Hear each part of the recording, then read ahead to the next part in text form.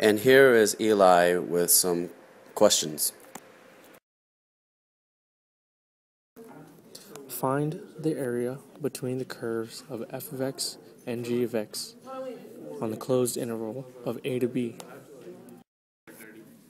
Find the volume if the area between f of x and g of x is rotated about the x-axis.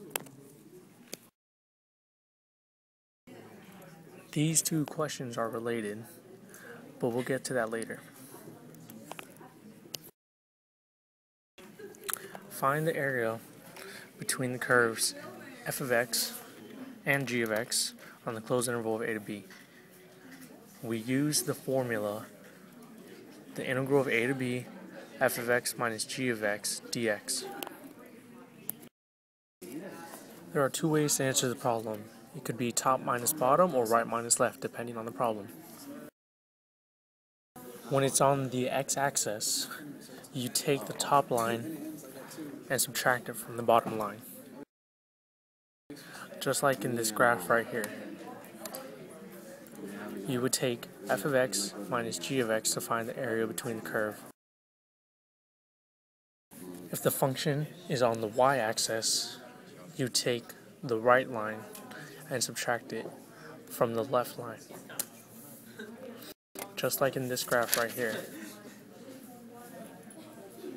You would take f of x and subtract it from g of x. Finding the area between the curves f of x equals x minus 2 and g of x equals 4 minus x squared. And this will be a top minus bottom question.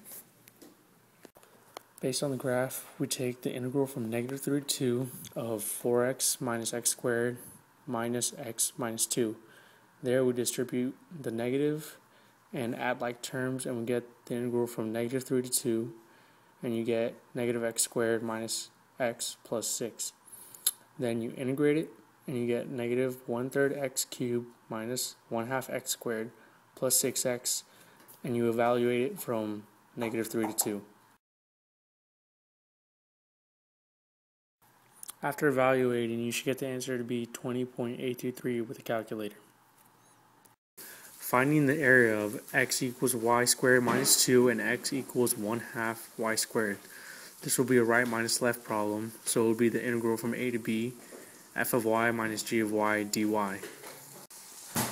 So based on the graph, we take the integral from negative 2 to 2 of 1/2 y squared minus y squared minus 2 dy. And you take the integral of that and you get 1/6 y cubed minus 1/3 y cubed minus 2y from negative 2 to 2. Then you evaluate it, and once it's evaluated, you should get 5 1/3.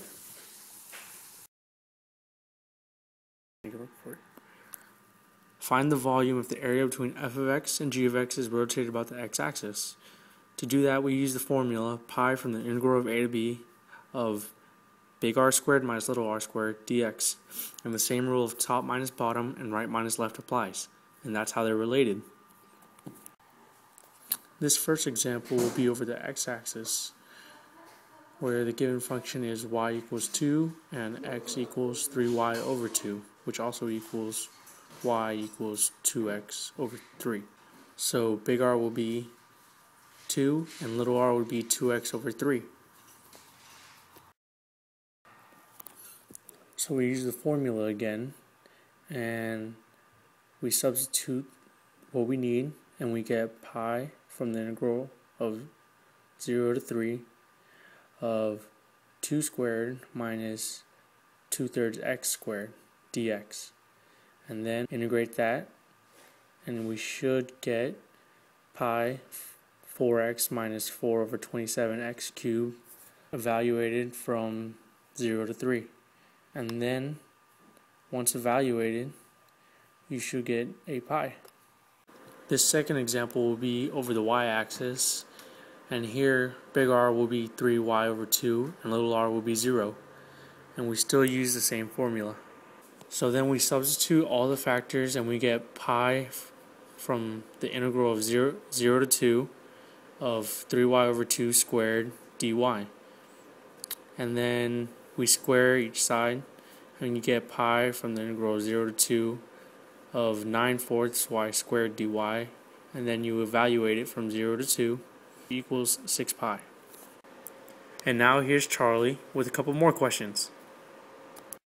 Find the interval that the velocity is increasing. There are two ways to answer that question.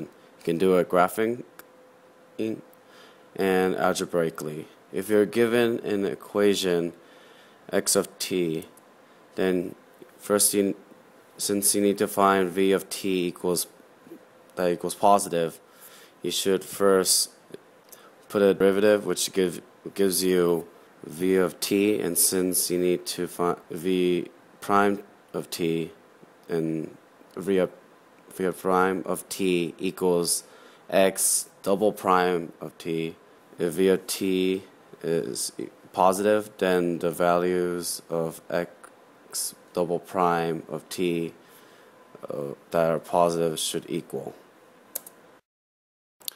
If you're given a of t, which is acceleration, it is already equal to v of prime t. So all you need to do is set it to equals to 0 and find wherever a of t is positive. Find interval where velocity of the particle is increasing. The function x of t equals binomial t plus 1 times another binomial t minus 3. So since the equation is a displacement equation, we need to put in a derivative to find the velocity. And then to find the slope of the velocity, we need to put a derivative of that too. So we have to put a derivative of velocity to find acceleration, and once you find acceleration, you set it equal to 0, and then you find t, and so you get t minus 3. Since the questions say that it is a particle moving, so you have to start from 0 because the particles don't really go backwards in time. So plug into the acceleration equation using with the intervals 0 to 1, 1 to 3, and 3 to infinity.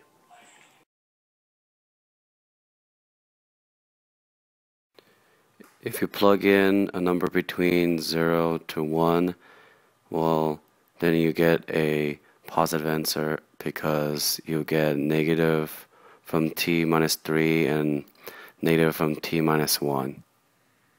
And when you multiply them together, you get a positive number. Now if you plug in a number between 1 and 3, you get negative and a positive, and when you multiply them together, you get a negative. Then when you plug in from 3 to infinity, you get a positive and a positive, and then when you multiply them together, you get a positive. Then you plug in those positives and negatives into the sign chart, and then you'll see the answer is 0 to 1 and 3 to infinity. 3 to infinity. If you're given a graph to see when v of t is increasing, well, first, when you're given a v of t graph, well, it's common sense that you just find the interval when the function starts to increase.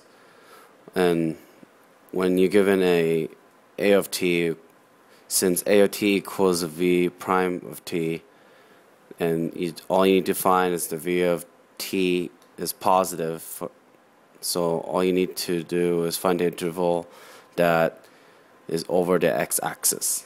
Find the equation of the line normal to the curve y squared equals 9 minus of the fraction 24 over 6 minus x at the point 3, 1. First, we find the derivative of the curve using the implicit method. First, you should rewrite so that the denominator becomes a negative exponent in the top. Then you divide both sides by 2. Then you divide both sides by y. Then you substitute the point 3, 1 into the equation.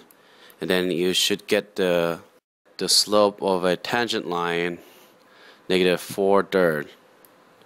But since we're looking for the normal line, you find it's negative reciprocal, and so it should be positive 3/4. Then you plug it into the equation, and then you solve it for y, and that is your answer. That's all we got for you guys. Alright, see ya and good luck at the AP exam.